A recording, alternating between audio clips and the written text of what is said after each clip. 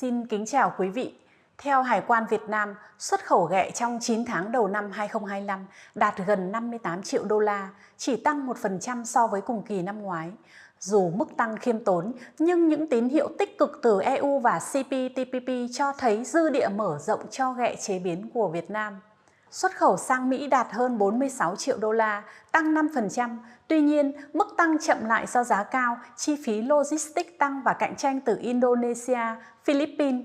Dù vậy, Mỹ vẫn là thị trường then chốt cho thịt ghẹ hấp chín và ghẹ đóng hộp trong phân khúc nhà hàng, bán lẻ. Điểm đáng chú ý trong bức tranh xuất khẩu ghẹ 2025 là sự phục hồi mạnh mẽ tại thị trường EU và CPTPP. Xuất khẩu sang EU đạt hơn 2 triệu đô la, tăng 161% so với cùng kỳ năm trước.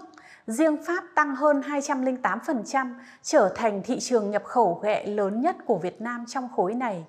Xuất khẩu sang CPTPP cũng ghi nhận mức tăng 28%, trong đó các thị trường như Anh, Australia đều có tín hiệu tích cực.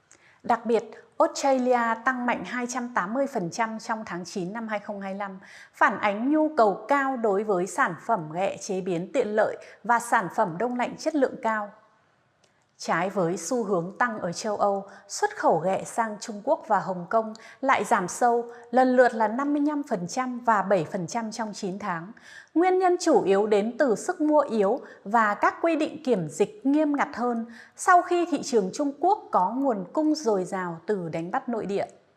Hàn Quốc cũng ghi nhận giảm 17%, phản ánh nhu cầu ăn kiêng và thay thế bằng các sản phẩm nội địa hoặc tôm, cá có giá rẻ hơn. Năm 2025, giá cua ghẹ toàn cầu duy trì cao bởi nguồn cung đánh bắt hạn chế và chi phí logistics tăng, trong khi Mỹ, Nhật, Trung Quốc vẫn là những thị trường tiêu thụ lớn. Cua tuyết, cua huỳnh đế và ghẹ xanh, những sản phẩm xuất khẩu chủ lực của Việt Nam có xu hướng giữ giá hoặc tăng nhẹ trong quý 4 năm 2025. Các nhà nhập khẩu ngày càng yêu cầu truy xuất nguồn gốc, chứng nhận bền vững và chế biến sâu, đó là xu hướng mà các doanh nghiệp Việt Nam đang thích ứng. Với nền tảng phục hồi ổn định, xuất khẩu ghẹ của Việt Nam trong những tháng cuối năm 2025 dự kiến duy trì đà tăng nhẹ nhờ nhu cầu cao mùa lễ hội tại Mỹ và châu Âu. Năm 2026, tăng trưởng dự báo đạt 3-5% nếu các doanh nghiệp tiếp tục đa dạng hóa sản phẩm và thị trường. Tuy nhiên, những thay đổi về mặt chính sách thương mại của Mỹ có thể khiến cho các lô hàng xuất khẩu sang thị trường này bị kìm hãm, doanh số xuất khẩu không ổn định.